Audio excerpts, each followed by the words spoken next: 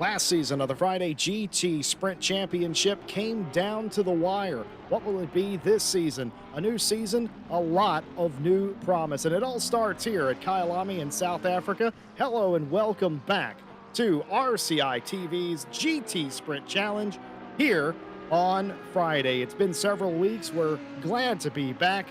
And as per usual, I'm Jesse Lee, joined by Les Stevenson and Stewie on the broadcast. Les, welcome in and welcome back to a brand new, fresh season. A season where anything is possible. It certainly is, and thank you very much, Jesse. And yes, we're back at Kyalami and really been chomping at the bit to get this season back underway. And yeah, really missed these last few weeks with a little going on the Friday evenings. But no, we're back again, and what turns, what ends up happening in this season, who knows? But I know what will be happening, and that's some great racing. Somebody may be asking, why did Jesse say anything's possible? Well, that's because everyone has a goose egg in the points category right now. 6 races from now, who knows what it's going to turn out to be. But right now, Les, every single car dead even. Yeah, and it's quite a nice feeling at the start of the season. You've got time to make up some places throughout the season, obviously, with the first race just starting to get underway, hopefully after qualifying very soon. And I'm just so excited. I can't believe we're back at Friday. It'll be interesting to see what happens. We've got a lot of new faces and some old faces, and yeah, it's interesting to see what times will be set tonight at Kyalami. Well, there's certainly some familiar names. There's some new ones in there as well. We had about 125 plus cars qualify for this championship. Of course, this is the top split, the pro split, the top third of the field. But there are 2 other splits that I'm aware of going on tonight. So much interest in returning to Friday racing. 2 weeks of pre-qualifying to get us to this point. But now all of that is done, and everyone is put into their speed category. Of course, pro split, the fastest of the fast, and one of the fastest drivers in the history of ACC esports, Joe McCauley, quickest here in practice right before qualifying. A pretty good lap, a 139.7. Of course, Joe driving the Audi now, a journeyman of sorts for race cars.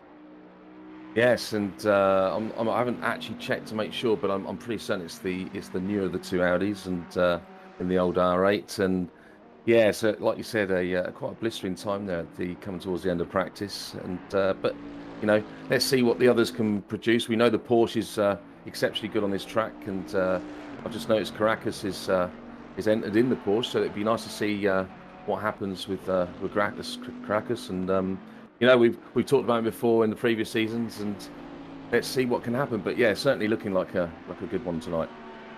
One of the other interesting drivers in the field, Albin Bouquet, has rejoined us. Bouquet, as far as I'm aware, has not raced in an RCI championship in quite some time. Had done in the past, 2020, early 2021, but nevertheless, Bouquet back in Friday champ nevertheless after a hiatus. The 99 up near the top looks like a good match for Joe McCauley, and like you said, Gratis Caracas, you can never look past the 19 Porsche. And also, let's talk about this track that we're at here in South Africa. Kyalami needs no introduction. It's a fan favorite, as Magazi goes wide. That will not be the last time we see that tonight. But there's so many different cars you can use here. There's a couple favored, and well, I don't have to tell you folks at home, the ones that are favored are right up at the top. Yeah, they certainly are, and it is like you say, a driver's favourite. It's fast and flowing. It's a different track to a lot of for others that are new to the GT scene, but it's great to see. And like you say, there's quite a few manufacturers at the top there, and yeah, there's some new faces like we've already mentioned, and some older faces. But it'd be interesting to see this qualifying. We've got Aina Rose as well as has joined the Friday scene, and you can't, like you say, you can't discount some other drivers like Salverlinen, back in the Mercedes and down in the number 200. And yeah, it's going to be a great season that awaits, and let's see what happens during qualifying.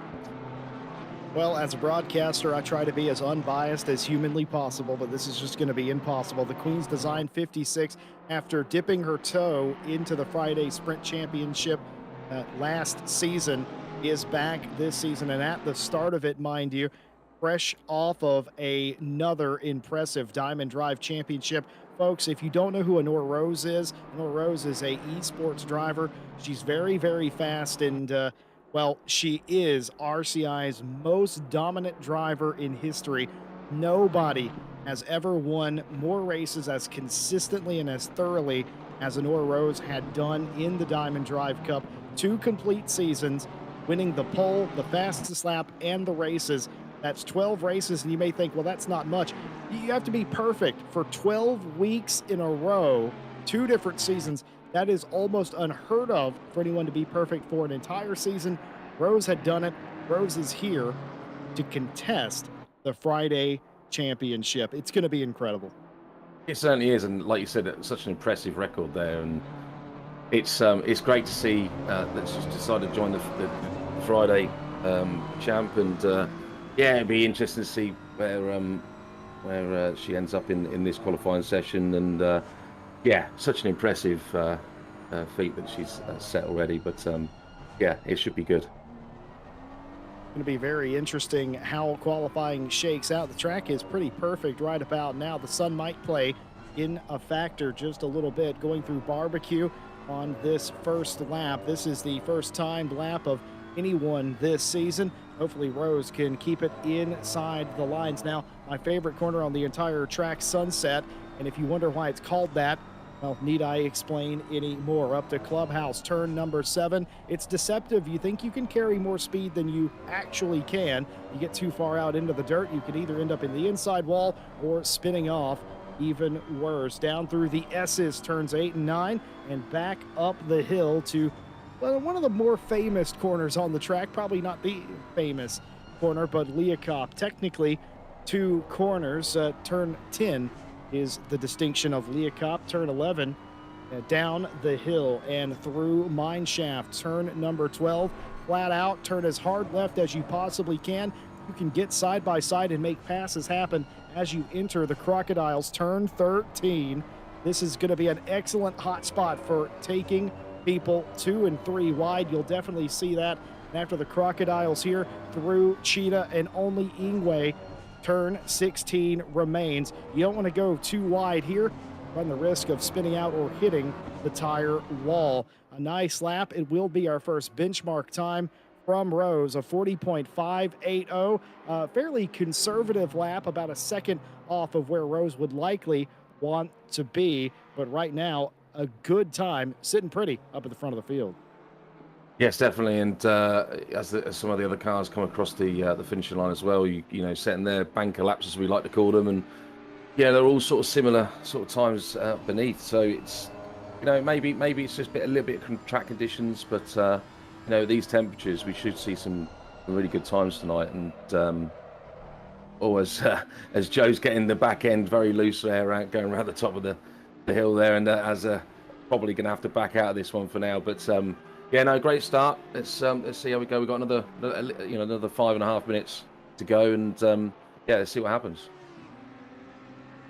Thomas Jack coming across the line, and the team name I still refuse to say. The 133 comes in P7, a 41.175. Albin Bouquet goes top of the heap, a 40.467. Less than a tenth quicker than Honor Rose. Those are your top 2. Martin Grady, the Tidge, the king of the plebs, back in the series as well. Love to see Tidge in the car, back in the Bentley that I think we all associate them with.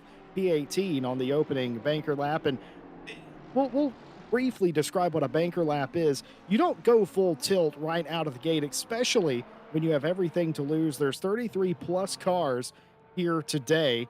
And you're not going to pass 32 cars to win this race. That's just not realistic in a 1-hour race. A banker lap, Les, is meant to put a time on the board in case your really fast lap doesn't work out.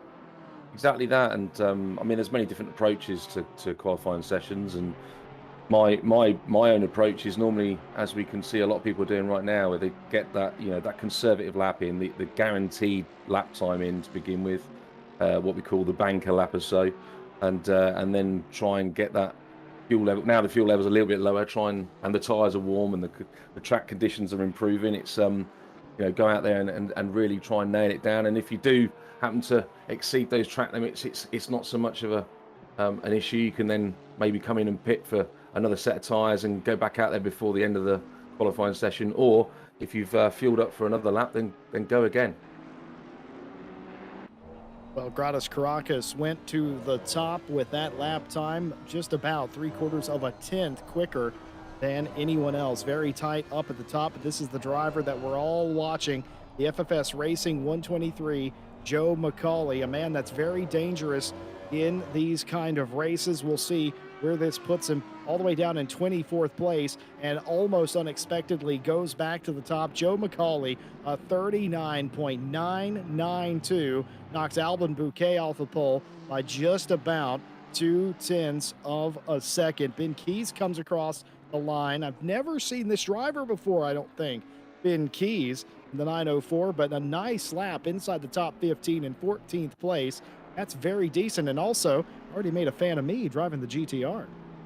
Yes, and it's impressive to see it up there. And I'm the same as you, Jesse. I think it's a new name for me. And but no, good to be inside the top 20 even. And now, just going outside that oh no, still in the top 15 just. But yeah, nice to see that Nissan out there, isn't it? Sure is. Hugo goes P3. Been contesting the top of the board this entire time. Climbed up into P3 in front of Caracas, as Rose is now P5 in the qualifying session here. Was watching some of the cars come through. Albin Bouquet looking to get about 2/10. 2/10 would get them the pole position here. A little bit of a wide exit there, and that's going to invalidate that lap. That would have been a 40.060. Unfortunately, the invalidation does not mean that lap counts. Martin Lawrence, Connection Lost Racing in the top split. The 171, very familiar car and colors for Lawrence, goes quicker that time. P11, a 40.737. Yeah, I love the livery on that car. It's I don't know why. Can't imagine why. Yeah. Yeah, it's but it does. It looks quite glamorous. I think on the Bentley as well, and the true British the make as well.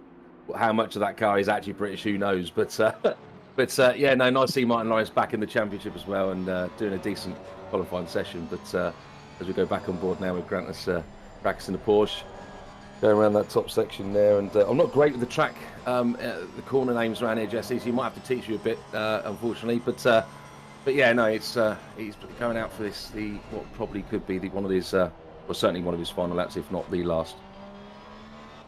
1 minute, 15 seconds left to play. I think everyone here will get to the line. The GTR, though, not interested. I think Keys is going to be done for the session. Either that or they might actually have time. They might just be letting Caracas through and winding up for another lap in the 904, in fact. But Caracas was not held up at all by that, coming through mine shaft in the final couple of corners off the road a little bit in Cheetah. That really wouldn't have upset the time too much. Ingwe keeping it nice and tidy this time. Caracas will come across the line looking to improve. Already P4 and gets one more spot. Changes sides of the grid on the second row. A 40.235 for Caracas gives them third, and they have one more lap. Martin Lawrence went from 14th to 11th and has now went from 11th to 5th. A 40.495, the CLR driver inside the top five. You mentioned that car. That is the British version of being patriotic. I think an American version would be a Ford pickup truck with a flag on it, I think. But nothing is more British than a Bentley with a Union flag on it. You're forgetting maybe some firearms on the side as well, of course. But yeah, no, I totally agree. It's so it's certainly you couldn't get pretty much more British than that, could you? But as we watch Shayna Rose go over the finish line here, and looks like stays in sixth, so and that will be qualifying over for her. But I wonder if Grantis was able to put enough fuel in, or have enough fuel left in that car to be able to put another flying lap in. But we'll have to wait and see. But yeah, what a lovely looking car that is. Look at it coming round. Lovely car and a lovely qualifying effort. You know, Martin Lawrence has not had the most amount of luck recently here on RCI TV. It's been somewhat frustrating for a lot of the CLR drivers at times. I felt like in the middle of April, CLR could not be stopped, but last few races, it's not gone quite to plan. Caracas does have enough fuel, as it turns out. I was a little bit worried about that myself, if I'm honest, but they have made it back around, and this could be mega for Caracas as they come to the line, and it isn't. They were up, they were green on the board, but unfortunately, coming through the Crocodiles, Cheetah and Ingwe, they lost all that time. That final lap was a little off the pace. Yes, and unfortunately for him, so. But good effort though. P3. That's a good starting position.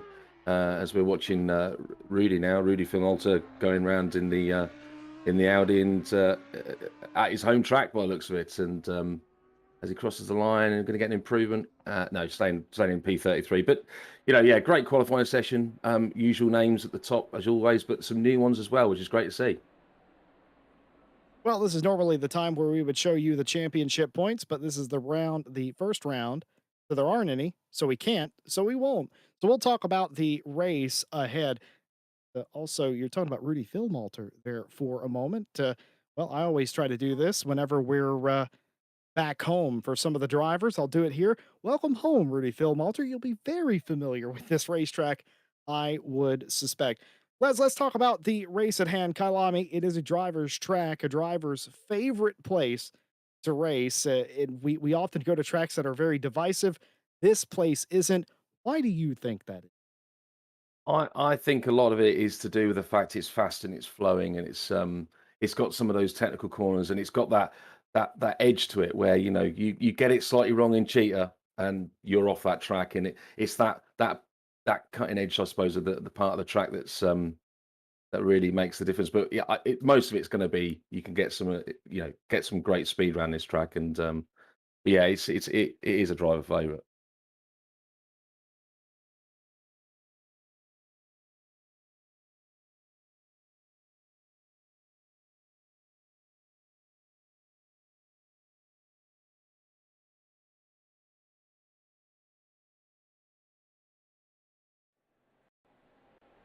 As we prepare now for the start of the race, and Stewie, our broadcaster's now going to show us down to the line of the cars, and you see Joe McCauley on the front row as what happens to be a Friday usual at the moment, and in the different car this season, and going for the Audi rather than the Honda and the Porsche that he's been known to be driving recently. But yeah, no, it should be a good race. We've got like I said, some new faces in the field as well, with Grantis Crackers there, just right behind Joe. It's a great starting position on the inside there. Um, but yeah, it'd be interesting to see with an hour-long race with the important, all-important 25-second pit stop with the minimum of 1 litre fuel to be taken. From what we're being told, it sounds like there's going to be quite a few drivers that may well be looking at the option of changing tyres at this one with how abrasive this track is and the temperatures and the cars and the wear. It's certainly going to be likely to be an option tonight, but we'll see. You see who throws the dice and doesn't want to take that as Stewie shows us around the lovely pink BMW there of Aina Rose and as we go back down the grid. Very pretty cars, of course. Custom livery has been a thing in RCI for a little while now. New this year, realistically, but everybody getting into the spirit. A lot of custom jobs done here. And of course, they can change that mid season as well. It's not like once the season starts, you're stuck with it. And certainly, we'll see some people change it up depending on where we're at or if the mood hits them. But today, this is our glorious field 33 plus cars taking the green flag. And now is as good a time as any to welcome in our stewards, our lovely stewards that will be live stewarding this entire season today. They have the thankless job, of course, Les, of handing out penalties where they are needed. Today, though, it could be a day where you see quite a few of them. This track, a lovely track. Drivers love it. We covered that. There's also the other side of that coin as well. It's a track that also invites contact. Yeah, it does. And like I said, there are those technical parts of the track, and yes, it will invite some close racing, which inevitably will be a little bit of contact. Hopefully, not too much. And I've said it before, and I'll say it again. We always thank the stewards for doing what they do, but I don't know if I could ever do that job.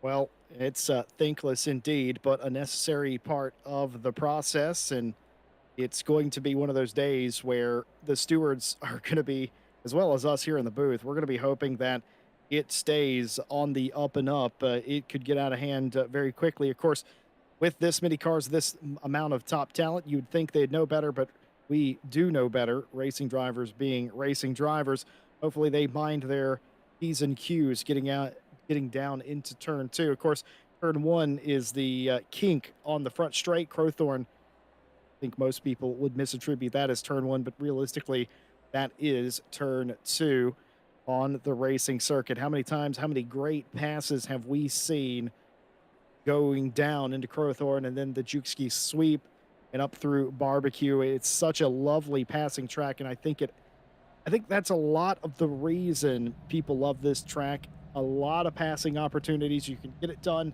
going up to Leacock, coming down Mineshaft into the Crocodiles. Some people try to make passes in Ingwe, the final turn that you can see in the distance. More often than not, those do not work out. But Crowthorne, opportunity. Sunset is amazing as well. Martin Lawrence, who's in the race today, few months ago. Saw him do some crazy around the outside passes into Sunset. I'd never seen anything quite like that. Left me absolutely speechless. But all of that to say, it is very possible to get passing done here. It's also very possible that it goes wrong. We do, of course, have our mulligan in our back pocket. If a proportionate amount of the field at the steward's discretion gets involved in an accident on the opening lap or so, they could restart the race, tell them all to settle down, and go from there. It's essentially a red flag and a restart in that case. Hopefully, we don't have to use that today. And of course, we saw that actually for my first time. I saw that in the Night Owl. I think it was last week, and yeah, that is available if it needs to be used, and we hope it isn't. We want to see a nice, clean, as much possible race. But what a lovely looking field we got tonight, Jesse, and all the way down to the rear of the field. Some lovely looking cars, and I noticed even Savallana's gone for a different color. Sure has. We didn't talk anything about Juna Savalainen, did we, in the interim of this race? Didn't talk about them in qualifying, but there they are. And this is not unheard of for Savalainen. They changed colors. They used to drive a blue AMG. They went to a red AMG. Now they've completely changed it up on us a little bit. Either way, looking lovely as always, and that monstrous looking car anyway. And I don't know if you would agree, but I think pretty much any color looks mean on that car anyway. But no, we're looking at a great field and hopefully a great race. Hopefully so. Well, we welcomed in the stewards. We hope that you enjoyed qualifying, and we hope that you are waiting for a fantastic race to get started here. We thank you, of course, for being with us on a Friday night. We hope wherever you are in the world, you're well, and we thank you for spending a little bit of your time with us here. And we love seeing the chat popping off as it is. Folks in chat are celebrating and cheering on their favorite driver in the chat. Some are predicting a pile up. That's very naughty. We don't predict things like that. We hope that it doesn't happen. I don't think it will. I'm going to go out on a limb and say that, Les. I don't think it is. And why we are on the subject of predictions. Does Joe McCauley win this race, Les Stevenson? Well, I'm not going to be the commentator that sets that curse, and I've said that before, I know, but I'm going to say we're going to look at a nice, clean race. I think we're going to have a nice, clean one with maybe a slight bit of door banging, as we say, and I think the guy that finishes first will probably win the race. Excellent analysis, as always, Les. I'm going to say McCauley and Bouquet have to settle this amongst themselves on the racetrack at some point. Giorgio Magazzi starting from the pit lane in this race. Joe McCauley, Albin Bouquet, your front row. Caracas Mellis is your second row. 33 plus cars coming down the front straightaway here at Kyalami, 2x2, as far as the eye can see, getting a very late start down the straight. They are green, and we are green for season 6 of the Friday GT Sprint Challenge. And it was an excellent job by Bouquet going around the outside, keeping McCauley on the inside, 3 and 4 wide in the back of the pack, but no major incidents at this point to speak of, as they end up in barbecue, one car off before they get to turn 5. Yeah, it was a great turn 1. It was even 4 wide towards the back there, and they managed to all get through. I don't know what it was like going up through barbecue. I was a bit looking back down towards the field, but as we can see, Martin Lawrence has also made a great start along with Aina Rose. But I will go back on what I said. I'm going to predict a top 3 for Martin Lawrence tonight. Wow, okay. Well, you just made a friend out of everybody over at CLR with that prediction. Konstantin Soldatov back again on Fridays. The 911 Aston that always trips me up. I want to say Porsche, obviously, but it is the 911 Aston, and driven that for a very long time. Still gets to be 3 wide. A little bit of a mistake there by the Porsche coming through the top of Leacop and down through Mineshaft. Lost them 1, maybe 2 positions by the time they get to the Crocodiles here, but has the inside and might just be able to cover them through 13, and does. I will say that was a spirited start by the middle of this pack. They were 3 and 4 wide, many rows deep into this field, but only really the one car that was sent off, and that was sort of towards the front of the field. And besides the fact, Albin Bouquet challenged McCauley down into turn 2, Clubhouse, or Crowthorne rather, on the start of this race. But of course, McCauley had the inside position, has taken the lead. It's about half a second gap on Bouquet, who we're riding with here, looking back at Caracas. But one thing's for sure, McCauley not really getting away here.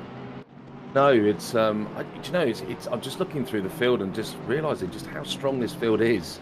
We got guys like Joshua Allen down in P21, and I'm just looking back through Barzaghi in P16, and in Tidge, got down there, and Walter Billen down in 32nd. He hasn't pitted. No. So I don't know if that's one of the guys that did go off, but it just goes to show how strong this field is. Well, it's going to be a strong field when Wouter Billen is the car near the back of the field. By the way, Giorgio Magazzi sold me a dummy just now. I thought the 134 Honda didn't start this race. I was going to say that there was mechanical issues with that car, and that's why they were in pit lane still. But no, I was wrong. He just did his pit stop already. Yeah, we're being told he's starting from pits as well. So, yeah, I mean, it's a tactic that I quite often like to take that early pit stop. But now the pit window's open and cut your losses. If you're starting from pit lane, let's get it over and done with. And now you can just head down and work on pace and hope that you can pick up as many positions as possible, as we see a 2-wide battle here with the BMWs, with Joshua Allen going up into, it looks like he's going up into P20. Oh, we got an incident there with it looks like a Honda. Oh no, Barnett, and it looks like that through Cheetah. Oh, yeah. Unfortunately, he fell foul of the curb there. Unfortunately, being collected by another car there, which I couldn't quite work out who that was, Jesse.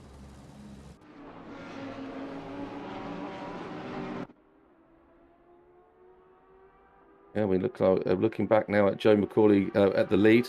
It's still not been able to pull away from Bouquet, and very close. Within a couple of tenths as we come around the top end of the track. And like we said, it's a strong field. We've got Caracas just behind now. It's just falling back slightly, but yeah, it's look at these guys, 2 wide round the top there. Oh, we've got contact off into the gravel. And it's really close racing back in the mid pack here. And another incident, we got 2 guys off now into the gravel as well with Porsche, and as we look back at the replay, yes, and it's the number 100 Domenico, and I don't quite see what. And unfortunately the Aston there. That's number 18 maybe of no number. Unfortunately I couldn't work that one out, but yeah. Unfortunately, we had some contact there, which which unfortunately went off into the gravel back in the back mid pack. Now puts them down, way down the order, and hopefully they can maybe put their head down and get some positions back. But really unfortunate.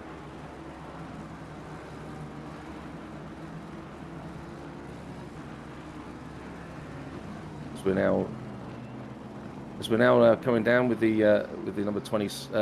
In 26. Sorry, the number 50 of Durbanov, and look at how close this racing is. We come around the final corner onto that home straight, and it's just great to see all this close racing still going on. You know, it's Soldatov. I wonder if Soldatov that actually had that incident. I think it might well have been. And, yeah, as he's now battling for P14 with the Porsche there of the 801, and we've got some blue flags being waved here. I wonder if we've got some. Can't quite make that out, but yes, no, it's with Soldatov still after the Porsche. Oh, the blue flag's getting in the way again as we come around the top here. Yeah, I believe the 256 was the blue flagged car, but Vasily Anifreev was the car that got sent. And Konstantin Soldatov continuing. A lot of cars, obviously, driving very similar colored cars, and with this many, sometimes it is quite hard to keep up with that. Look at this gaggle here, right around 20th or so place. 3 wide usually is not going to work up here, but you can make it work if you are tentative enough. And a little bit of a touch by the Ferrari. That's Felix Diepers in the 47, making a move with the 50 of the 50 Bentley. And oh my goodness, they somehow made that work down mine shaft, but that was literally inches, millimeters away from disaster there, but well driven. Oh, a little bit of body contact there, and we're going to continue doing it through Cheetah. One car off in the background. Is that Keller? It might be. Nevertheless, they're good, hard racing here at the beginning of this race.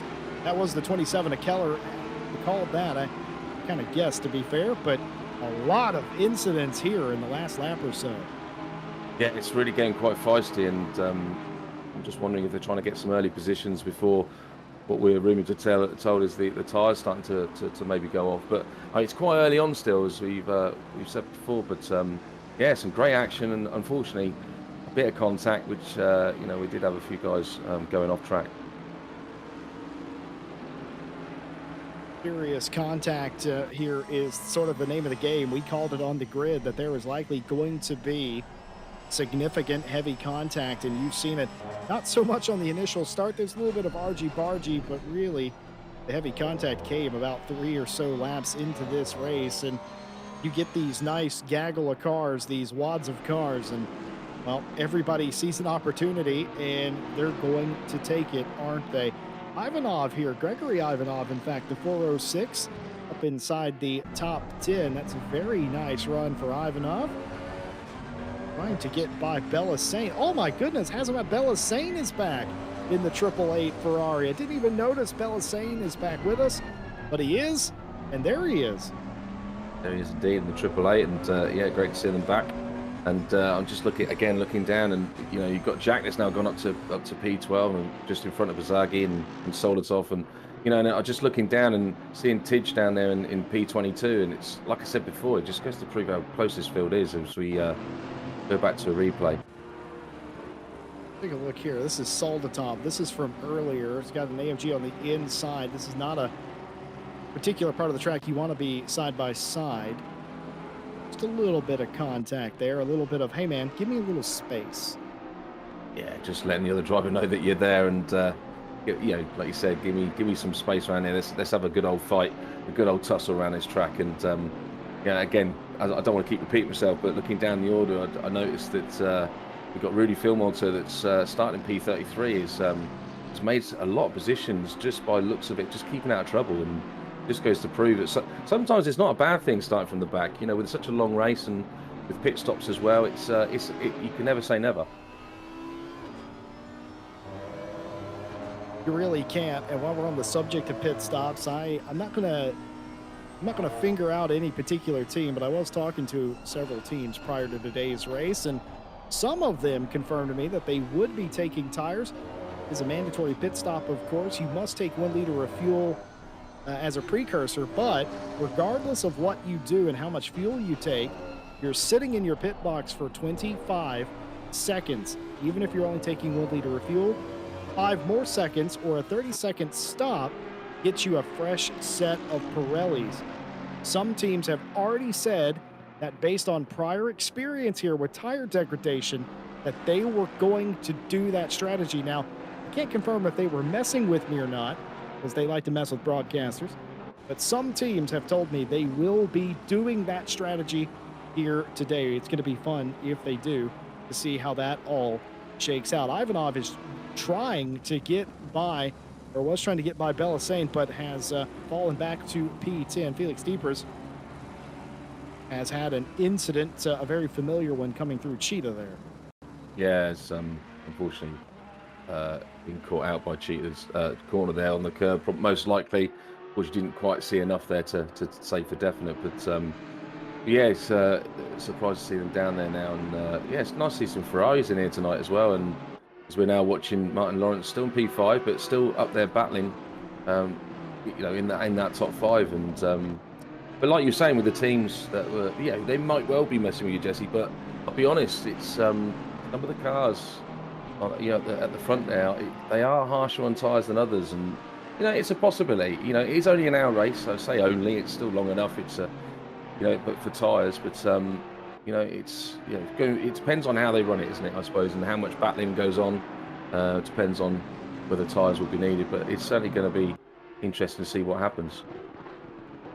Talking about being hard on the tires, let's talk about it. Our top 3 within a second, Macaulay, Bouquet, and Caracas, all in a line up in front, and that battle that we were just focusing on happening right behind them a couple of seconds. What's happened to Honora Rose? Oh my goodness, just that was I mean, I know that car was coming either down pit lane or was giving way because it was a blue flagged car, but nevertheless, coming down the roller coaster, Rose made that look like, well, I mean, they are playing a video game, but made it look like a less realistic video game. That was mega fast coming through there. Absolutely nailed Cheetah. Yeah, and the speed differential was quite something to see. But as we now watch, you know, go on board with Albon Bouquet, and you know, just how close they are. It's nice to see a fight here at the front with Joe, and Grantis is less than half a second back. So, you know, early on it was over a second back to P3. So it's all closing up, and it's looking good. But yeah, it's great. It's great to see. Let me ask you this, Les. Do you, knowing Joe Macaulay a little bit, do you think he expected a challenge here by Albon Bouquet and Caracas? I don't know if he knew it would be Albon Bouquet or Caracas. To be honest, I just think he's not that type of person that would think he's just going to run away with it. That's for sure. He'd always expect a battle of some sort. But you know, when he doesn't, it's a nice surprise for him. But yeah, I don't know if he would have expected this. That's for sure. Well, if you are Gratis Caracas, what do? You are third in line. You can see Morales behind you in the 13 Ferrari fighting with Lawrence. And you know there's a little bit of a gap there, a 2-second gap at least. And you must feel good. If you're Albon Bouquet, you feel good because you kept up with Macaulay for 15 minutes. If you're Caracas, you feel maybe a little bit better because you ran them both down. Yeah, ran them both down, and you know, maybe playing the cards close to the chest and knowing they got a bit more pace. You don't know, you know, race pace could be totally different to quali pace, and they might just be just sitting back slightly just to see how these two battle out, and maybe hoping to pick up the pieces before the pit stops. That is very interesting. You mentioned the pit stop because there is a strategy, the most popular strategy in ACC right now, and I'm not just talking about RCI, I'm talking about in general. The most popular strategy is pit as late as you possibly can to do your stop, the overcut as it's called. Do you, if you're Caracas, pit a little bit earlier than that, assuming Macaulay and Bouquet will go very long into the race? If you are Caracas, do you come in at the halfway point and try the undercut, knowing that it's less favored these days. It's depreciated from what it would have been a year ago. Yeah, exactly. And who knows? I mean, I'm certainly a favourite to pit as soon as possible, but when I am out in the front, it's I like to pit as late as possible. You just don't want to give up track position. That's the problem. And you do go and come down pit lane and end up coming out in a mix of let's say a lot of people that are lower down in the field. It's you can get held up quite a bit, and who knows? You might have decided gone for tyres. So that was an extra 5 seconds, and you might not be able to get those seconds back. Well, the 555 Vasily Anufriev has had a drive-through penalty, and that might be the steward's first penalty of the day. And speaking of, Will Stevenson handing us the slips of paper with the reports on them. No further action between the 47 and the 50. A racing incident between the 256 and the 96. Racing incident with the 96. No further action, 109.11. Racing incident, car 904 and 96. Racing incident, oh my goodness, involving cars 18, 96, 17, and 47. Racing incident, folks. Racing incident between the 50 and the 27. And of course, drive-through penalty, R555 for taking out the 100, position not given back. Yeah, that is a lot more incidents I thought, to be honest, was going to be recorded. But you know, it is what it is, and they've been dealt with now by the wonderful stewards, and you know, great job again is to get them out as quickly as possible. It's a shame to see having to have a serve a drive-through, but unfortunately, if you've committed the crime, you need to serve the penalty, and that's what's happened. I'm pretty sure Anufriev has brought that 555 to pit lane and has parked that car. I don't think they intended to do their pit stop or serve that penalty. I believe the 555 is retiring that car after that penalty. Well, that's a shame to see, and I mean, we don't know exactly for the reasons, but it is a shame if it's you know, just because of the penalty. But I'm hoping it's you know, well, I'm not hoping they've had a problem, but at the same time, for the reasons being, it'd be nice to know that it wasn't just a case of because of the penalty. But anyway, we digress, and we look now back at Martin Lawrence in the 171 Bentley, and that lovely looking Bentley, and you know, still battling away and still close here with the this P4, 5, and 6, isn't it? With Rose just in the background there. Rose is still in sight, and that's not only good for her, it's bad for Merles and Martin Lawrence, because you don't want to underestimate anybody, especially in Rose, as Caracas makes a move, thinks about it, tries to go around the outside. There's not nearly enough room to make that move come off, but the intent surely is there, and Joe McCauley has become a Caracas fan, at least for the moment, because every time Caracas does that to Bouquet, McCauley gains a few tenths off every single corner. Giorgio Magazzi joined us in chat to commiserate his start of his championship. He says, "Hi, my connection is very bad." And I think that explains why they started from the pit lane, why they were so far behind as well. That is not Giorgio Magazzi's pace, I can guarantee you that. Hopefully next week, connection a little bit more stable, Giorgio. Yeah, and yeah, it's a shame to hear that, Giorgio, and best luck for next week, and hopefully it's all sorts itself out. But yeah, and you could see that we got Grantis Caracas right on the back there of Bouquet, but you know, Bouquet probably doing a bit of mirror watching, and naturally losing a bit of time away from Joe McCauley there, as he's now starting to eat that gap out. And like you said, Joe's best friend at the moment is Grantis Caracas. It's a good fight, this, isn't it? Martin Lawrence as well for CLR, trying to get by Merlis in the 13 Ferrari.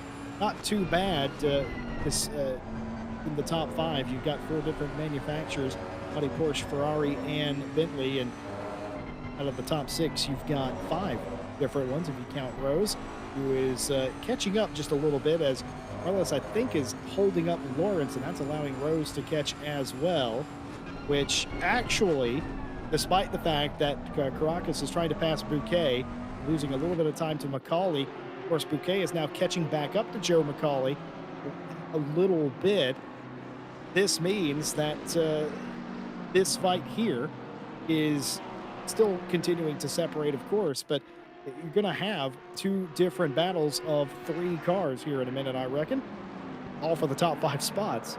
All for the top five spots indeed. And, just thinking about, going back to what I said at the start of the race, I hope I don't put the commentator's curse on Lawrence, but if you can get past Meres here in the 13 Ferrari, you can get past early on before pit stops, maybe eke a bit of a gap out and try and close the gap down on Caracas, and then he's in with a chance of finishing on the podium. But at the moment, I think he's just being patient and seeing what can happen.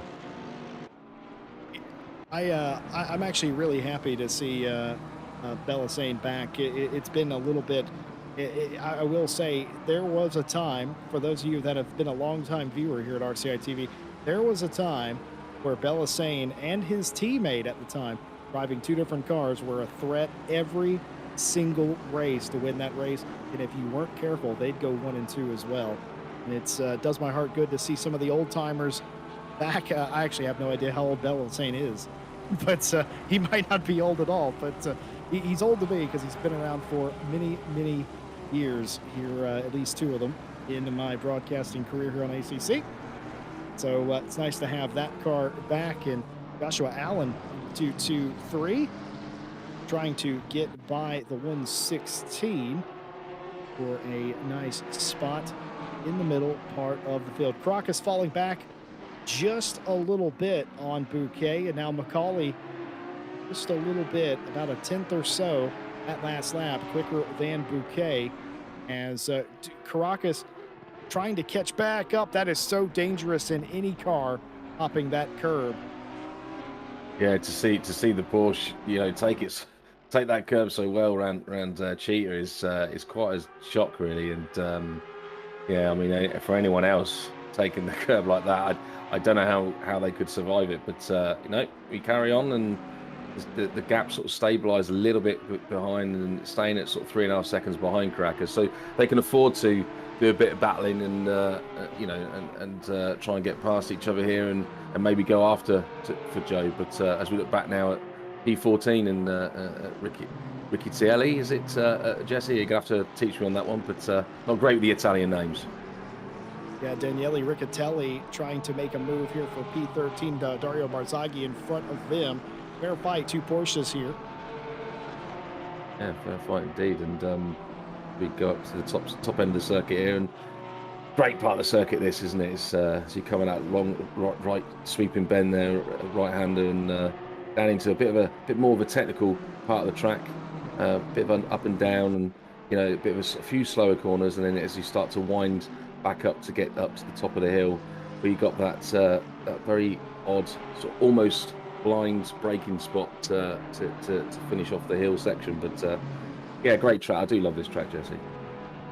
It's very interesting. Our broadcasters pointed out something that amused them. The SPQ drivers are fighting each other for 13th, and the Team Ballas esports team is fighting each other for P15. And they're obviously they're in the same shot of the camera.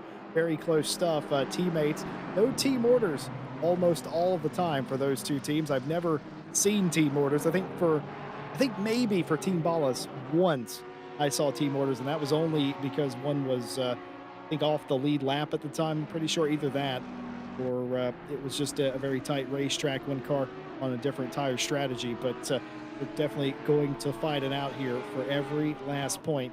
The start of the season. What a firecracker this race has been. A decent start, I would say. Just minor contact. The stewards tend to agree with me based on the penalty report. There was only one line for lap number 1. The heaviest line was for lap 3 and 4 to this point. Only the one real penalty. Everything else was racing incident or no further action. Mazzola 116 has had an issue here. It's like oh wow. Oh yes, that'll do it. Yeah, that certainly will. And I can't remember if you said they were teammates or not, but if they were, that's not great team strategy there. But Yeah, maybe you got on the radio. Fernando is faster than you, but yeah, as we look back now at Tidge, Ryan Grady now in the Bentley, number 18 Bentley. It's a bit of a surprise seeing them down in P20, but nice to see them back in the Friday Champ. Just to reiterate what I said earlier, I said that backwards. It was an SPQ and a ballless car racing each other in both of those fights, not two teammates racing each other. I misread that from our broadcaster. I do apologize for that, Stewie. But no, that was a SPQ and a ballless driver that made contact, not two of the same team. And yeah, at least that makes the debrief after the race a little bit more simple. Yeah, it certainly does, doesn't it? And he makes two of us, Jesse, because I read that wrong too. And so apologies to Stewie also. as we see Fladke in the pits there for their hoping their 25-second mandatory pit stop, and going to see where they come out in the field there, and if they can make some positions up, maybe in with a good pit stop strategy. Remember a minute ago when I said that there hadn't been any more penalties thus far? Well, Will Stevenson has decided that I need to work a little harder. 5-second penalty for car 276 for forcing the 96 off the track and gaining position doing so. Racing incident between the 47 and the 27. Racing incident between the 276 and the 50. 5-second penalty, car 50, for forcing a driver off the racetrack. 5-second penalty for car 276 for forcing the 47 off the track. No further action between the 406 and the 1, and a racing incident between the 406 and the 1. Yeah, a few more incidents to talk about. Nothing really major by the sounds of it, but yeah, a few more incidents that maybe we didn't quite catch. But we talked about before, this track does breed a little bit of closer racing than others, and you're going to get a bit of contact, and the stewards have been busy. They sure have. So let's talk about it, Les. You get a 5-second penalty here. It's not the end of the world. If you were considering changing tires, does that change your mind now, knowing that you're going to be stationary for 30 seconds as Konstantin Soldatov has decided to come into pit road, and so is Benedetti, who has pitted out of the top 10. That change your mindset there? Does that change your strategy? I've got a 5-second penalty. Do I then elect to not change tires, to sit there for an additional 35 seconds, reduce that to 30, and just try and work with what I have? Do I stay the course? What would Les Stevenson do? I think it all depends on the strategy before the race. If I was planning on taking tyres regardless because of the wear, or my speed just wasn't good enough without new tyres, then the 5-second thing, it's a pill that you have to swallow and just take. And of course, it's 5 seconds added on top of your pit stop, isn't it? And it's so you'll be 35 seconds with the tyres, but I don't know if it really changes much for a driver. It could do, I suppose, if you think about it. If you do, the other way of looking at it is, if, like you said, if you do take that penalty, you don't bother taking tyres, and it just gives you the same pit time of what you would have done if you did take tyres. But of course, you run that risk of not being able to make the time back up necessarily with a nice fresh set of boots. I think that's well said. We're going to see what the strategy is like. A couple of cars near the top 10 pitting immediately, and this is what I expected Caracas to do. Macaulay and Bouquet go through. They do not pit on this particular lap, but Caracas does. They're going to go for the undercut, try and at least get by Bouquet. I reckon Gratis feels that they can take the fight to Joe Macaulay in the lead of this race if they can get around Albin Bouquet, and this might be the move that makes that happen. Honor Rose is in as well, as nearly, I would say, yeah, that was just about half of the top 15 in this lap. Barzagi's in. Malo is also in the 137. And they are, yeah, we'll have to see what the pit timer shows, if they take tires or not. I think if you're up front, I have no idea. I don't feel that Caracas took tires. That seemed like a very quick stop. I'm pretty sure they are going to go with what they have. The question for Caracas is, will this strategy work? Will the undercut work? And will there be a response from Macaulay and out front? Yeah, let's wait and see. Time will tell for obvious reasons, and but I think it's the right thing for Grantis to do. And Stewie's come up, our broadcast has come up with a very good point, of course, which I always forget about. And the difference being, obviously, with these type of mandatory pit stops, 25-second pit stops, you're tempted to take that half fuel and be that bit quicker throughout that stint. So, did people take a full tank and then hopefully, take you're looking at most people probably are going to be pitting around about now the halfway mark. But if they took a full tank, they can afford to go that lot longer and a lot longer into the race. So it'd be interesting to see. It's another dynamic, I suppose, to the strategy and the races. We see Martin Lawrence now coming in from P3, and yeah, I think it's like Stewie's mentioned, it has that other dynamic. Here's Elmar Kubanov trying to make a pass around the outside. The outside does become the inside. It's going to be very close between them and the 276 of Gwit, but it might just work. As hanging tough around the outside is Kurbanov. This might be to their favor going down into sunset. I think it certainly is. Yes, pass done, as Team Ballas Esports can't quite make that move work, but hung in there very nicely. Now, Albin Bouquet came in, and I suspect that was a direct response to this man, Caracas, coming in the lap before. Was it enough? Was one lap enough to get Caracas out in front? And I don't think it was. Certainly not. If anything, it looks like Caracas has lost a little bit of time, and by a little bit, it's heaps compared to how close he was before the stop. Yeah, that's a real shock. I don't know if it was maybe a slow out lap, or now he's got the tyres back warmed up and might be able to catch up to the back of Bouquet. But yeah, that is quite a shock. Whether there's an issue in the pit stop as well, we don't know, of course, without sort of analysing it a bit more. But yeah, I am shocked. Well, our broadcaster's pulling double duty. He's not only trying to tell you the story of the race, he's also doing pit timings as well. We're forced to believe that everybody who spent about a minute on pit lane, that's the delta between when you enter and leave, of course, is people that are taking tires, because Bellasan has come into the pit lane and left 5 seconds quicker than most everyone else, meaning that we suspect almost everybody else has taken tires, and Bellasan has not taken tires. Oh, contact there coming down into the mine shaft, and something has to give. In this case, it's the CLR driver. Yeah, it's I think the Ferrari got a little bit loose on the curve, on the exit curve there, but or maybe just didn't see Martin Lawrence down on the outside. But yeah, it looks like you've got the top three there. I'm wondering if they've fueled heavy and they're going to go all the way to the end. It wouldn't surprise me with Salvalainen and Joe, to be fair, but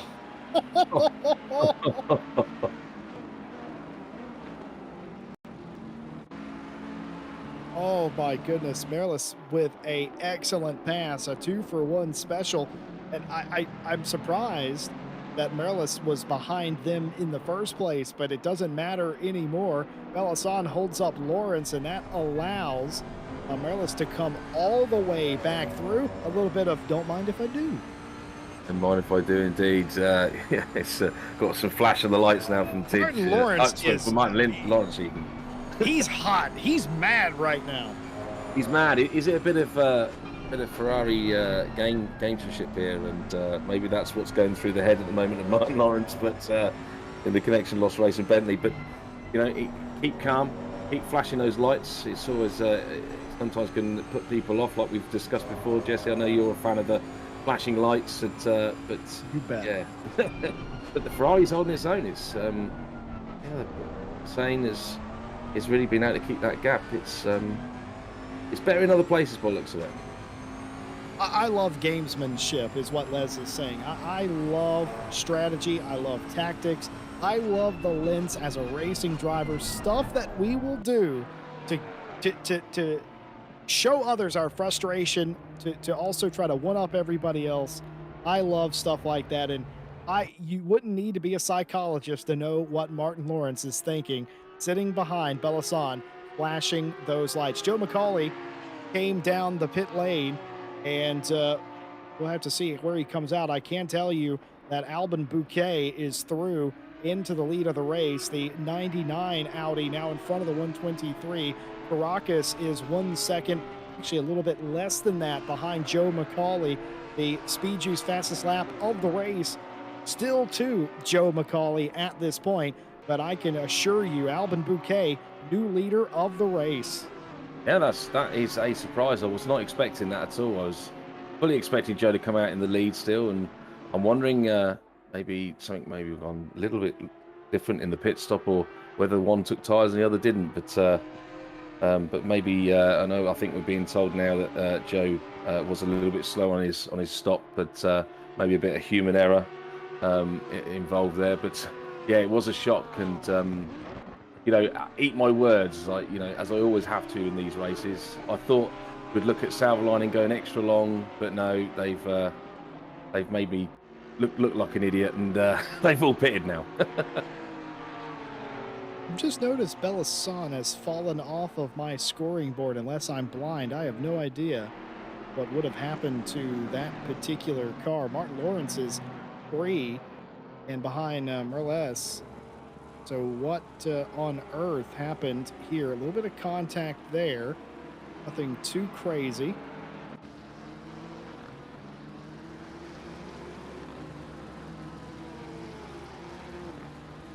Yeah, so that's the issue that I have. He's not on my timing board at all. So something massive has happened to Hamza Bellasan. They're no longer in this race as far as we can tell. Yeah, that's a real shame to see, and doing so well as well, battling nicely there with Martin Lawrence, and yeah, it's a shame. I don't quite know what's happened, like you saying, Jesse, but it's just a shock to see him just suddenly disappear off the order there. But yeah, it's a shame either way. Yeah, I saw Martin Lawrence was behind Merlis, and I was like, oh, okay. So he finally got that move done, Martin Lawrence. And then I was like, oh, but where's Bellasan? What happened there? Absolutely no idea. But nevertheless, no longer inside the top 5 is Hamza. Martin Lawrence back into P5, chasing down Merlis in the 13 Ferrari. That for P4, and Martin Lawrence is catching the 4th place drive. Certainly is. We're sort of normal orders are resumed at the moment, apart from the 2 top positions. But before pit stops. But yeah, Martin is catching, and so is Aina Rose. Right on the back now of, or beginning to be right on the back there of Martin Lawrence. And nice to see that Aina has joined the party, and let's see what can happen. But I wouldn't be surprised towards the end of this race to see these 3 probably change positions multiple times. Killian in the 276 has had an adventurous day. I think we can all agree 2 separate 5-second penalties has led to a 10-second penalty. They don't have to serve that in pit lane if they've already done their pit stop. That'll just be added on to the overall time. So a little bit frustrating for Killian Shorley, Team Ballas Esport driver, trying to keep Felix Deepers behind, who had their own dramas in this race thus far. Getting side by side with them, a little bit of contact over the top, and position surrendered, and a unappreciative flashing of the lights the entire way through mineshaft. Let me let you into race car driver psychology 101, folks at home. That button only flashes the lights a couple of times, and to keep it flashing, you have to keep hitting the button. We all know this.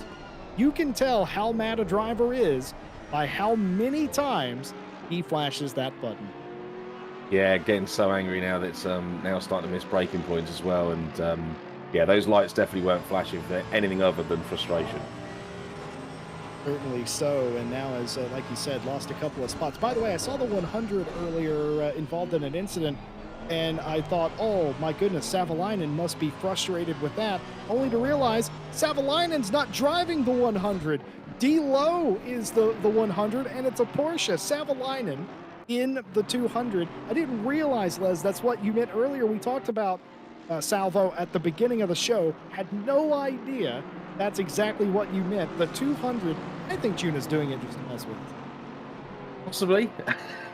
Possibly.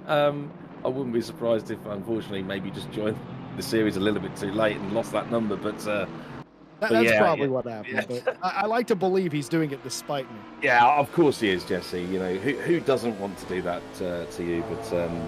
But yeah, he certainly is in a different number. But you know, in the top 10 as well, we got Solotov just behind him as well. But as we are now on board with the number 17, looking back now down at Tidge and Walter Billen. Walter Billen's now joined the party.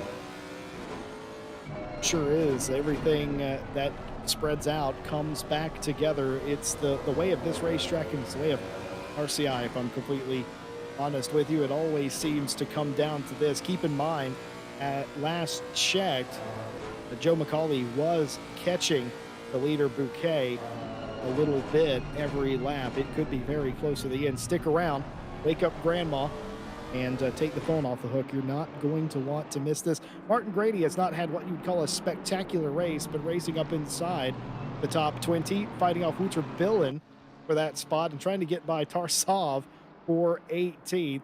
Close quarters stuff here. Making a mistake in Grady's place would mean that he would lose a spot at least to Billen, and Rimbaud, who is behind by about a second or so now, probably could also gain ground as well. Precarious position for the king of the plebs. Yeah, it certainly is, and looks like as Grey Bow is maybe starting to get a little bit frustrated sitting behind the Lexus there. But another person that we haven't seen for a majority of this race, but nicely up there in P16 in the Nissan is Keys, and you know, got quite a gap away from these guys as Stewie does a great job of finding Keys on circuit, and as we now look at them in battle with this McLaren, and it's great. You know, to get in the top 15, I think it's a great result with a car like this around this track. It's great to see.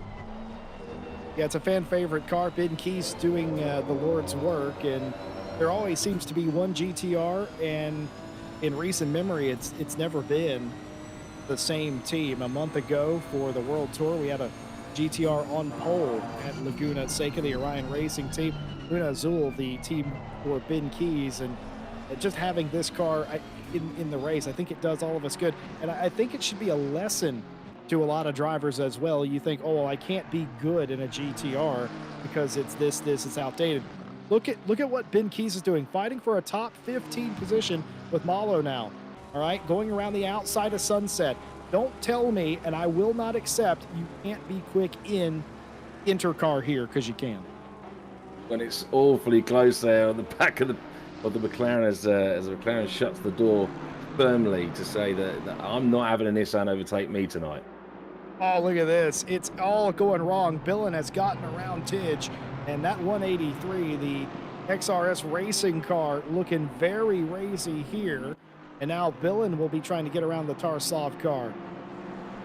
Some extremely close battles here, and it's like you said with Walter now getting in front of Tidge.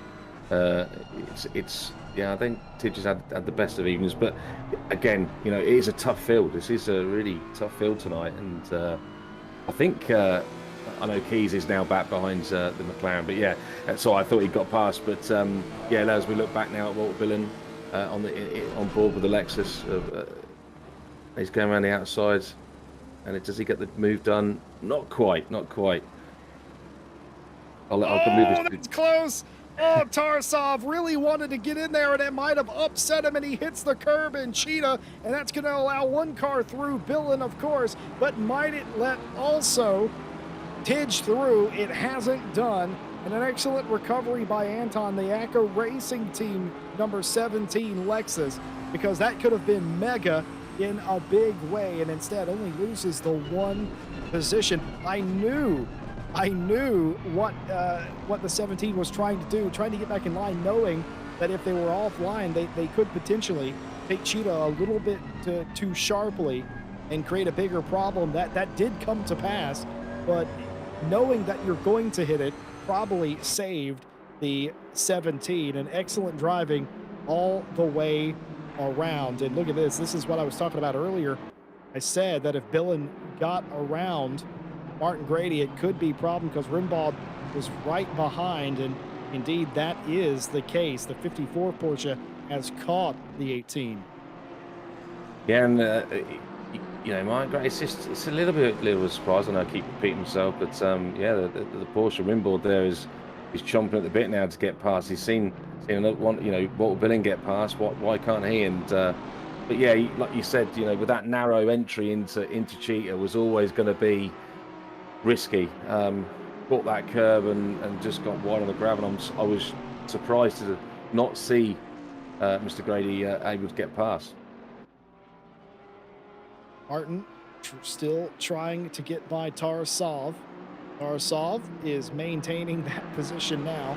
And you have a moment like that, folks, it takes you a minute to settle back down and focus back up, because that may not look big on the camera, but I can assure you in the driver's seat, that was big, and that shakes your resolve just a little bit. But you don't have a lot of time. You have to get back up on the wheel, because that yellow Bentley is only getting bigger. Looking down to the inside of turn 2, doesn't have the overlap and has to fall back into line. The top 3, you're not missing anything. They're still they're sort of regaining their composure. Joe McCauley is still catching the 99 up in front. Caracas is a little bit behind them, but this is where the action is right now. 14 minutes to play. You haven't heard us talk about the weather. That's simply because there's nothing to complain about. I feel like the only time you talk about the weather is when there's something to complain about. The track's pretty perfect this evening. It's going sunset now, 7:06 here in sim time. Track temperature 20 for the track and the ambient, and well, there's a lot of grip out there, and they're using every bit of it. Yeah, but I'm sure if there's any Brits on the track, which we know there are, that I'm sure they're complaining about the weather somewhere. You wouldn't be a true Brit unless you do. But yeah, as we're now back with Martin Lawrence, and we can now clearly see back on the back of the Ferrari number 13, and you know, trying to get that P4. And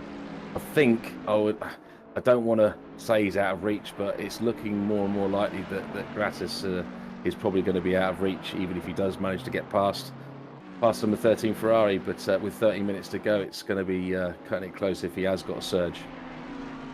Regardless if it's a podium or not, this top 5, it really doesn't even matter if it's 4th or 5th. This is a well-needed top 5 in the pro split competition, as Felix Diepers has had a crazy race, and it's only gotten worse here, collecting one Porsche who is trying to avoid the Ferrari, and that has brought the Diepers Ferrari to pit lane. I'm not sure what Porsche that was, but that would have been critical damage certainly done to both cars.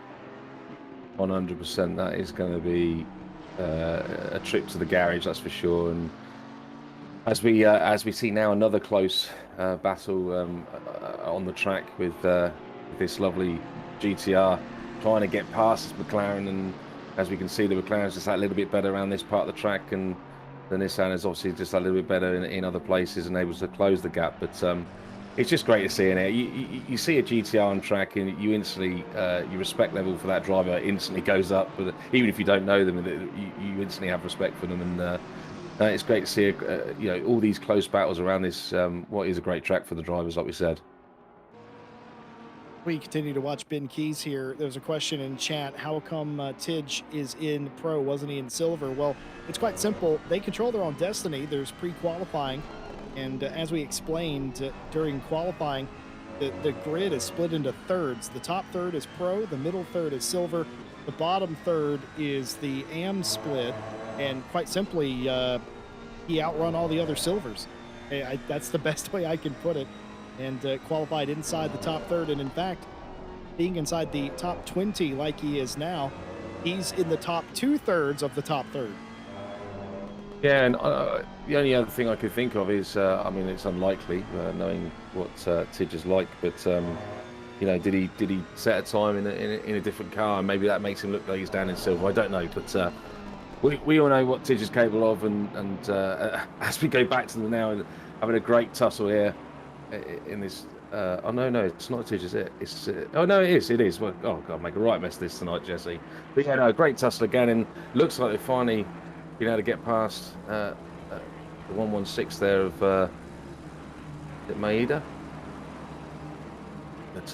but yeah, Mazzola.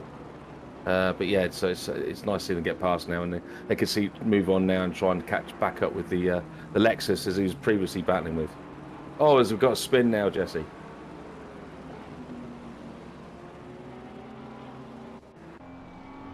As we go back to the replay, and it looks like the Simone, yeah, just unfortunately in the beamer, they just caught I think caught a bit of the grass there on acceleration. It just turned the car straight round, straight into the wall, and yeah, and no real comeback from that.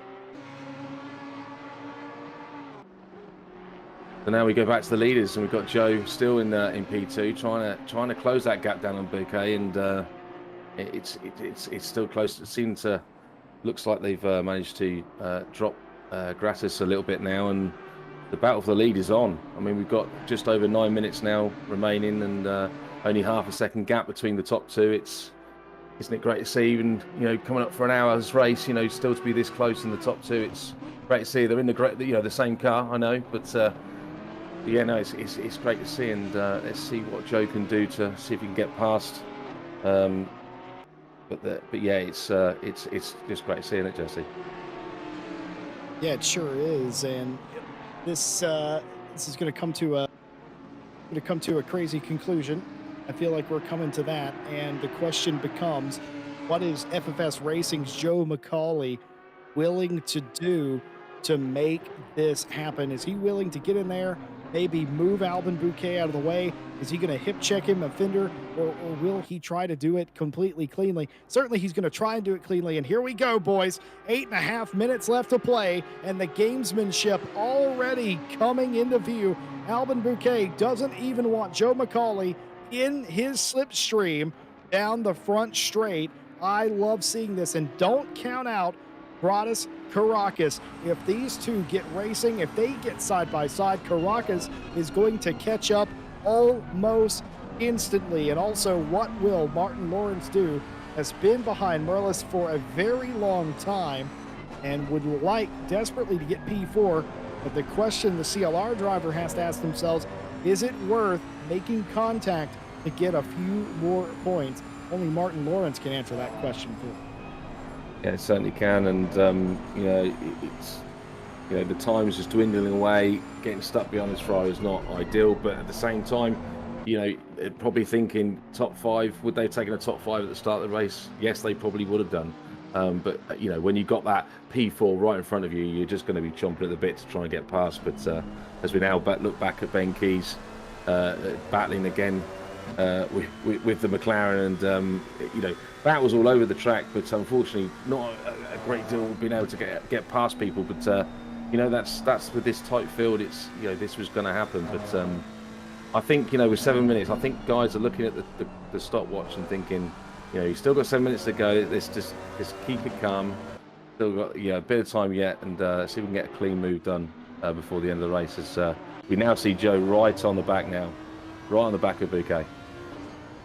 Joe McCauley led the opening part of this race, still the fastest lap of the race. Albin Bouquet had a great pit stop, quicker than Caracas, quicker than McCauley. McCauley was 3.5 seconds slower in the pit lane than anybody else he's been racing all day. It's put him in second place. They've distanced themselves from Caracas in third. It might be these two in the final 6.5 racing for the win. Bouquet has already shown us he doesn't want Joe in his slipstream. He wants to keep him behind as far as possible. McCauley, every lap, just a tiny bit quicker. And this is what we have ourselves for the final 6 minutes of round number 1.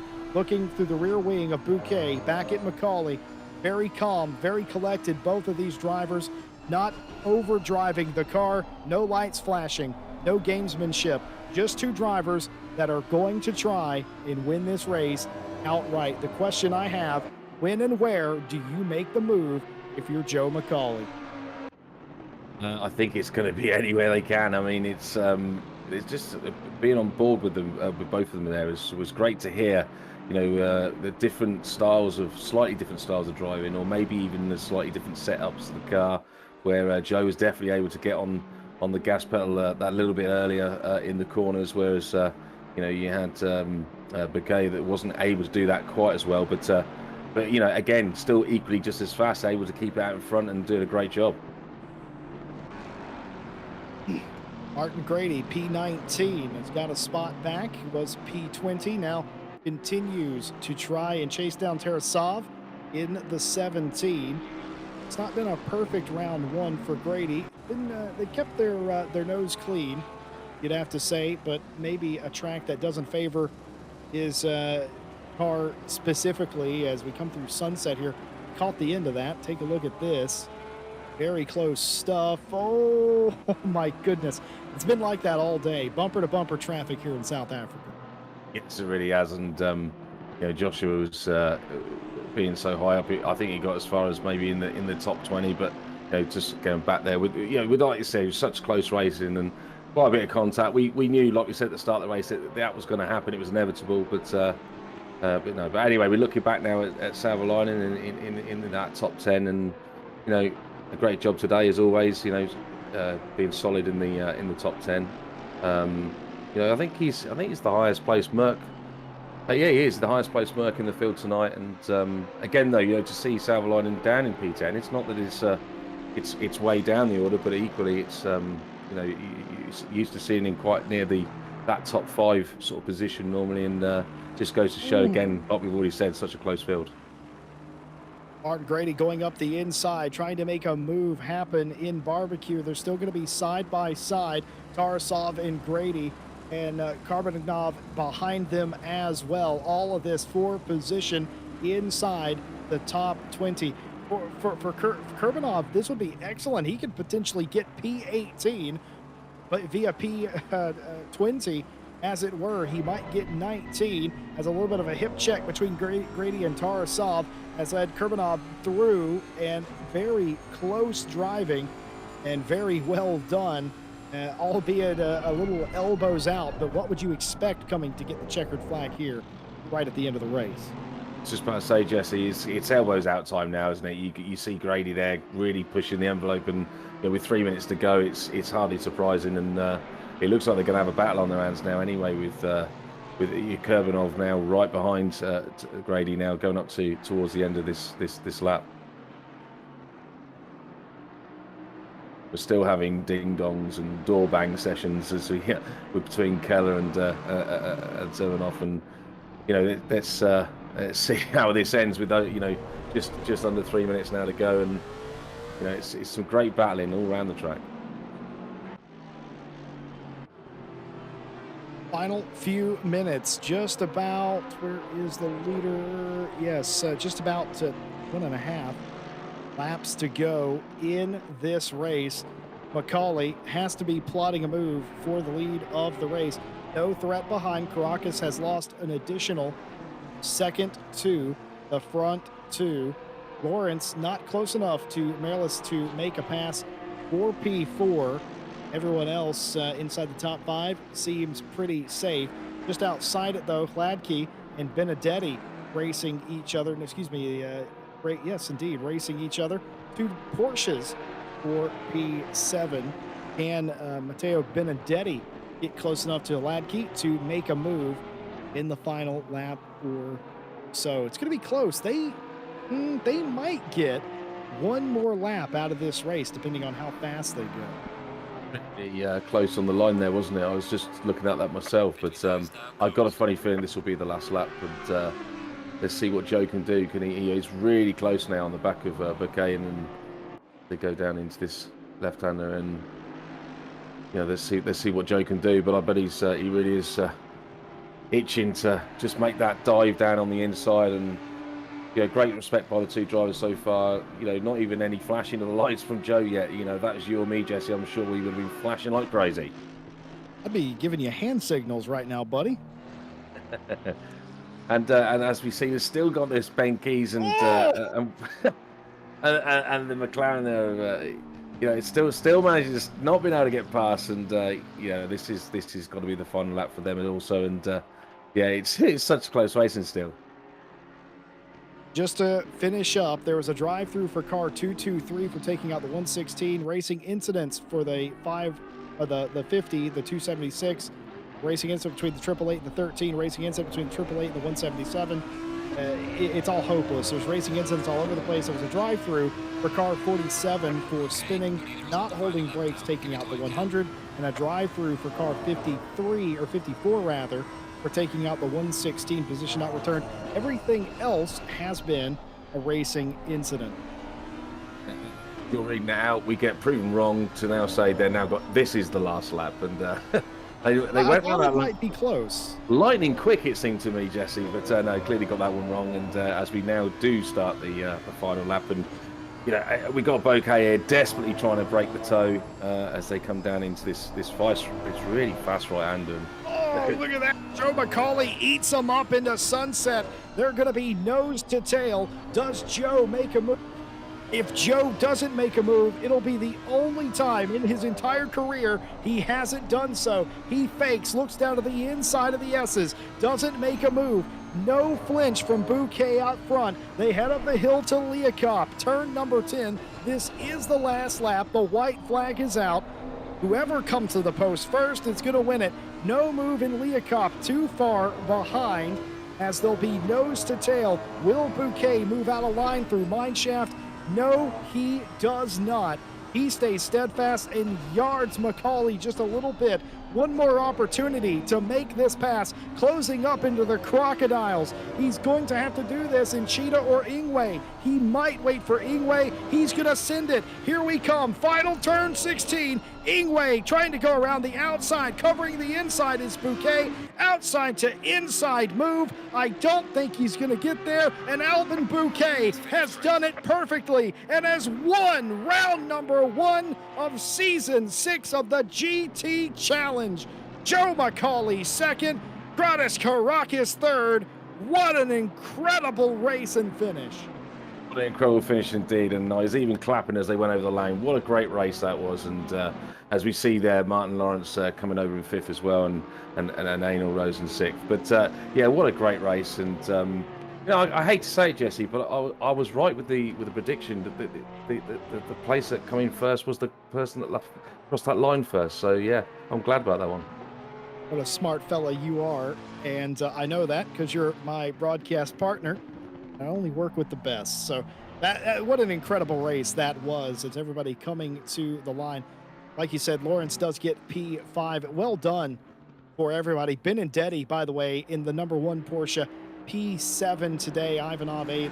Savalainen comes home 9th. He does get by Hladky as it would turn out. And wow, crazy stuff. By the way, Martin Grady might be running out of fuel or on the verge of doing so, but he's going to get that car to the line. The Bentley holds out. That was really close for Martin Grady on fuel, but the king of the plebs doesn't run out of fuel. He's done that a few times, by the way, in RCI championships, but doesn't do it today. And here is the hometown fella, Rudy Philmalter, dropping the hammer, and the 946. They qualified dead last. They're up 11 spots from where they qualified, and that will just about do it. Only one car who is already in the pit lane. I believe the 223 has not crossed the line. They're in pit lane. I suspect they have run out of fuel. Albin Bouquet, Les Stevenson, won this race in the pit stop. Had a great stop. McCauley had a little bit of a bobble and could never recover from it. Yeah, and then when you have that little bit of a wobble in the pit stop, coming out the pits on those, a little bit colder tyres than the Bouquet would have had. I mean, he would have had his tyres nicely warmed up, and either way, you got to hand it to Albon, and with a great pit stop and strategy, and has come away with the win. But what a race! I mean, all the way to the end, all over the field, we had close racing, we had a close finish in multiple places, and and it was just a great race, and to finish in the evening there under the lights, it was it was great. What an amazing finish we had today, nose to tail, very close stuff. And we got an answer to the question that I wanted answered. What was Joe McCauley willing to do to win that race? And the answer was nothing excessive. Waited for Albin. Albin was clearly a little bit slower, but Joe was not willing to force any sort of move that wasn't there. And my hat's off to both of them. Excellently raced. That's how you're supposed to race. It is. It's a great advertisement for racing in general. Racing etiquette, and that, like you said, good, close, hard racing, all the way to the end. Go, keeping it smart. Knowing it's like the first race of the championship. He's got the fastest lap as well. That's another few points to the prize, and playing the long game, they say. Well, I am absolutely sweaty from my commentary position, as my partner certainly can attest. That was green flag to checkered flag, crazy racing. We started off four wide, we ended nearly two wide for a win today. Folks, if you like racing, well, we've got you covered here on RCI TV. We've got the Super Bowl qualifying for the 24 of Spa coming at you tomorrow afternoon. That sets the entire grid for the World Tour 24 of Spa in 1 week's time. And tomorrow night, as per usual, Night Owl continues with myself and Ted Edwards, Stewie behind the cameras. And on Monday, the conclusion of the Monday Challenge Cup, Ryan Gill, John Dalton, and Ryan Mawson on that call for that series. In next Thursday, the continuation and the finale of the Thursday BMW Touring Car Championship with Tim Peck, Miguel Martins, and Christian Stricker bringing you all the way. And of course, we'll be back with you next week for round two of the Friday GT Challenge Series. Was anything like it was tonight, it's going to be an explosive season. Well done to Bouquet, Albin Bouquet. Welcome back to the series, and welcome back to being a winner. Incredible stuff we saw here today. And on top of all of that, we thank you all for watching with us here. We invite you to like and subscribe. Like I said, I didn't stutter there at all. And a big thank you to our partners that make this race and every race possible. RaceDepartment.com, your source of sim racing news and information. AK Informatica for providing our server solutions. Driver61, you can get 25% off your driver coaching by going to driver61.com and using our discount code. The link is in the description. Driver coaching can make you a better sim racing driver. Fanatec.com, we invite you to use our affiliate link when making purchases of quality sim racing hardware from Fanatec by using our affiliate link in the description. Doing so helps us with things like server cost when you do it. Simracing.gp, if you're tired of the pub racing scene or just can't get enough weekly and daily racing, we invite you to sign up to simracing.gp, join a community, get racing today. Signing up, of course, is completely free. Les Stevenson, amazing scenes here in South Africa. How are we going to top that next week? I don't know, and maybe unfortunately, because I won't be here next week, Jesse, joining you, and maybe it won't be as good. Who knows? I mean, I like to think that I'm not a contributor towards the race, but you never know. But no. In all seriousness, what a great race! Like we said before, this sort of track really does create good racing, good close racing, and normally all the way to the end. And it proved that point tonight. But I'm sure next week will be just as good, and it's a shame I can't join you for next week, but I'm sure it'll be a great race. It sure will. Until then, of course, don't forget about Super Bowl qualifying tomorrow for the 24 Spa and Night Owl coming up tomorrow. We would love to have you. Until then, everybody, it was a fantastic race. We'll see you next week. And until then, have a good night.